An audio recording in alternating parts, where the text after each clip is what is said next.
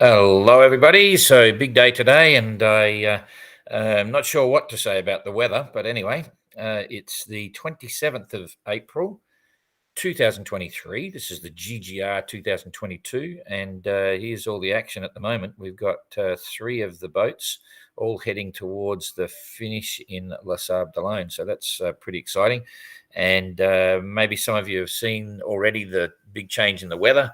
Last night, I was watching it for a few hours and decided I needed to explain to people what was going on, the reason our ETAs were looking really quite grim, sudden changes and so on. And it's still carrying on a little bit. It's still very hard to define what's going on, but simplistically, excuse me, Simon will probably arrive somewhere between 12 and 1 o'clock local time today. And Kirsten now, we just did a quick analysis again, update. She could arrive anywhere between about 9 o'clock this evening local time and midnight tonight. That's the new reality. Very hard to pick it. So, but a decision has been made already that the press conference per se for Kirsten will take place tomorrow on the 28th. So she's going to be arriving sometime during the night, and it's all a bit too hard to manage that. So anyway, let's have a look at what's going on here with the tracker, and we'll move that down to, I'm online now. First thing I might do just before we get there just is to look at what the leaderboard is saying.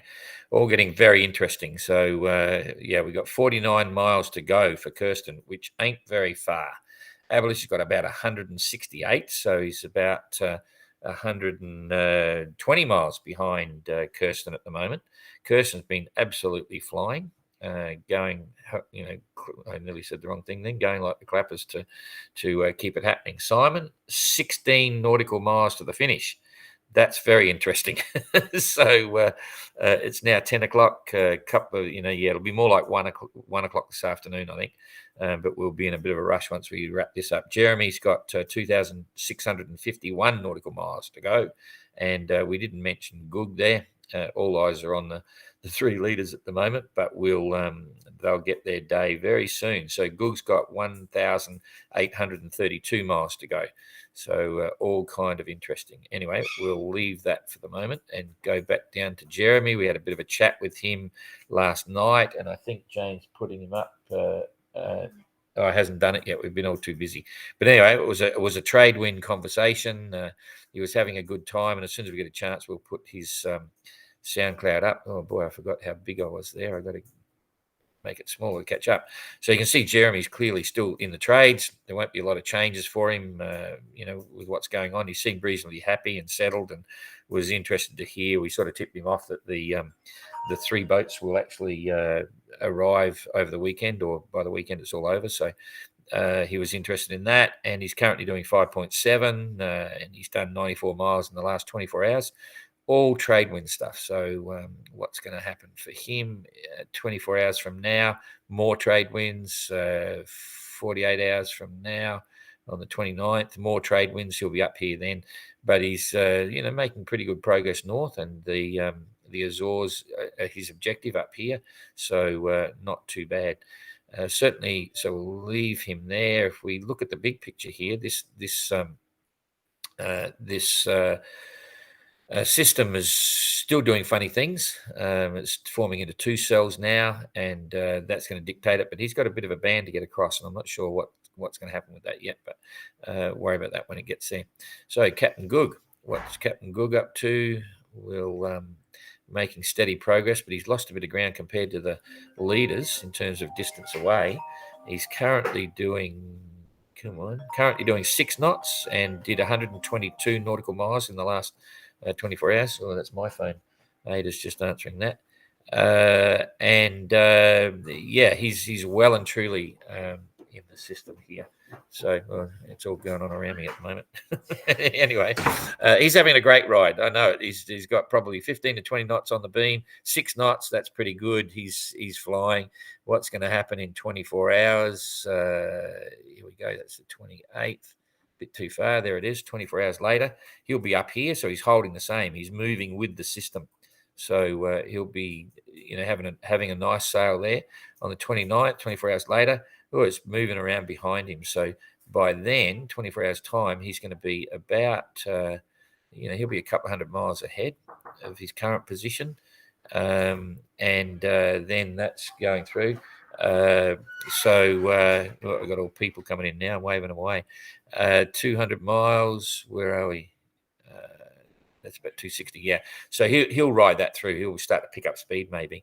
And I don't think I better have a look because all eyes have been up the trail. I'm just going to quickly run this through to see if we need to put him on any weather alerts, but I don't think so. There's a fair bit of breeze out to the left there. But what's going on here? It's going to consolidate and move up. No, there's no big storms coming there. But anyway, we'll keep an eye on that. That's the 30th. Coming along here. No, it's fine. He's going to get some good sailing breezes though, and it'll probably push him up. The general connection is that you should try and target for the Azores here and go through the middle of them or wherever, and that's probably what he'll do. You see him ease off a bit here now and crack off and go for speed maybe. So Goog's doing okay. So now the big game, which is here, the big game. We'll keep pushing this up again. And all these people. Okay, so pick it up now. Abelish is currently doing 4.5 knots, so he's losing a bit of the breeze there, and you can see it's soft. Kirsten is still doing, oh no, she's doing 7.2 knots. She wants to come for dinner, crikeys. You got no idea what this is doing to us, but anyway, she's not meant to be doing 7.2 knots. Jeepers.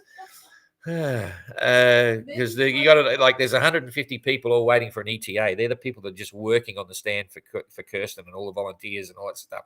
And we're trying to keep them updated. And then there's the media. There's a lot of national media coming down. Anyway, so that's kind of interesting. Simon's doing 7.2 knots. So Kirsten is absolutely closing in. And I hope she slows down a bit. Not really. Anyway, boy, never be a race organizer. So let's just click this through and see what it looks like. I'll pick it up a bit bigger here so we can see what's going on. I'm just going to focus on two things now. I'll leave Abelish back there. He's about 120 miles behind, so you can say within 100 miles. I'll come back to that in a minute, but all eyes are on Simon and Kirsten right now to do the ETAs. So Simon's been doing the 6.6. Let's just measure him off. I'm going to pick this up a bit bigger. We'll measure him off to the finish line, and then we'll look at the weather. So here we go, here to there. It's going to be pretty close. 15 miles, okay? And he's still maintaining 6 knots. So that's 2.5 hours. So it's about 12:30. So somewhere between 12 and 1, which is what we've been saying. We should see him turn up. If this weather holds, and it's so close it should hold. But we'll look at that in a minute. So then we'll come across to Kirsten. Kirsten now is only 50 miles from the finish, okay? If I put that back there, 50 miles from the finish. And I'll show you, I guess it could be a boring alert, but I'll just explain what I do now to work out ETAs at this level. So there she is, and I'll get rid of that. As I walk this through, I estimate the speed. Okay, so she's doing 7.2 knots now. Let's just pick an average of 7 knots. If this color gradient stays the same, she'll be doing 7 knots. If it gets lighter, she'll actually be going slower. So there's 1 hour. It's the same. There's 2 hours. It's getting a little bit lighter. There's 3 hours, a lot lighter. And there's 4 hours, substantially lighter. So that means over the next 4 hours, the first hour she's probably doing 7 knots. Second hour she's probably doing 5 knots. The third hour she's probably doing 4. And who knows, she could hold 4 again. So that's 8 and 12. That's 20 miles. So in 4 hours, she's going to be 20 miles further advanced. Okay, so let's have a look at that. So this is to pick the weather. Okay, the localized weather. So she's going to be about there, halfway between Simon and Kirsten's actual position now is where she'll be in 4 hours. So in 4 hours, she's also only going to be 27 miles from the finish. So 4 hours from now is going to be 2 p.m. and she's going to be 27 miles from the finish. Okay, so 27 miles to go. So, and she's doing 4 knots. That's my estimate here. It could be under, but that's what I'm saying. So there she is there. So now we go another 1 hour. Oh, I didn't press that. Got to activate that up again. So we go 1 hour. It's got lighter. 2 hours. It's got about the same. 3 hours, about the same.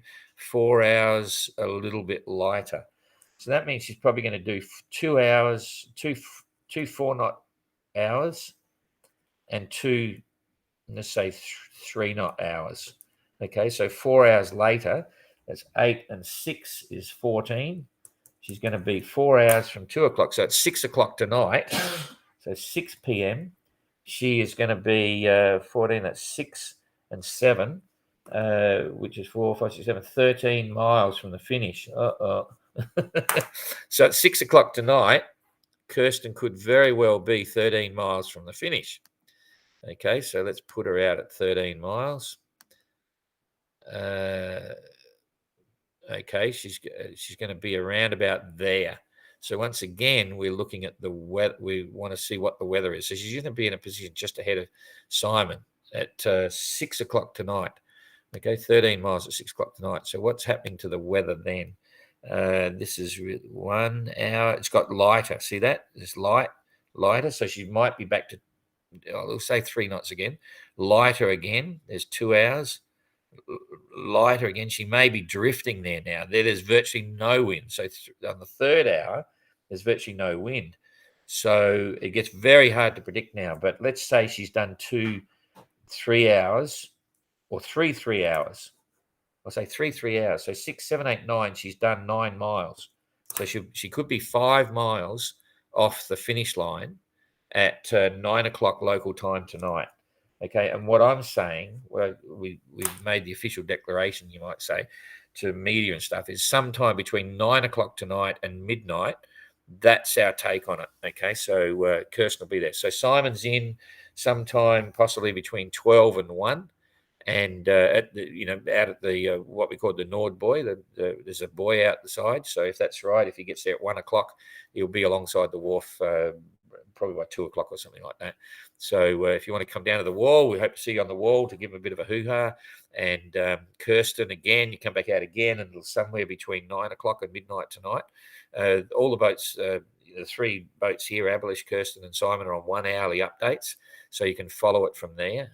Keep an eye on what's happening. We'll do updates on Facebook, and we'll put them up on the website as well. This is on YouTube as well, so follow that, and so on. So just I think that's probably about all I need to say there. Kirsten's family's here, Simon's family's here, so it's all getting quite intense, and lots of preparations underway. So I'll come back now to Abelish just to show the picture. In fact, I'll hold that weather there. Abelish is 100 miles behind Kirsten. So you can say when Kirsten's in, if we say Kirsten's coming in between 9 and midnight tonight, okay, just watch what happens to the weather here. And I'm predicting he might not be in until Sunday morning. I'll make it a bit bigger, because once Simon gets in and Kirsten gets in, you can see it's dying again. It's actually getting quiet here. So... okay, so we progress it through. Every one of these is an hour. Well, it's picking up a bit. It's oscillating. It's what we call oscillating, where the local conditions during the night is absolutely oscillating. So we're now on Thursday, Friday. It's not Sunday morning. It's not Sunday morning. It's Saturday. No, it's not. It's Saturday morning. Jeepers. Okay. So anyway, then there's a breeze coming in. This is Saturday, 28th. This is still Friday. Forget we're a day ahead of everything. So there's a slight headwind there. So I've got it wrong. Sorry, I'm mixing this up. But Abelish is likely to get in on Saturday morning. So there it is there. Yeah, he's going to have some headwinds, but I've actually built in a day there that I've lost track on. Sorry, we're getting short of sleep here at the moment. But anyway, so I'll confirm that with another written ETA, but it's actually Saturday morning for Aberlish by the look of it, not Sunday morning. I completely missed a day. So anyway, that's part of the course. Sorry about that. And we'll keep you updated and look forward to seeing everyone in the next few days. So that's all all I can really tell you now. And we will see you again soon. I'll give you we'll probably do another live update this afternoon after Aberlish is here, just to update on, not Aberlish, after Simon is here, to update you on Kirsten's final approach and see what the weather's doing at that stage. So thanks for that. We'll see you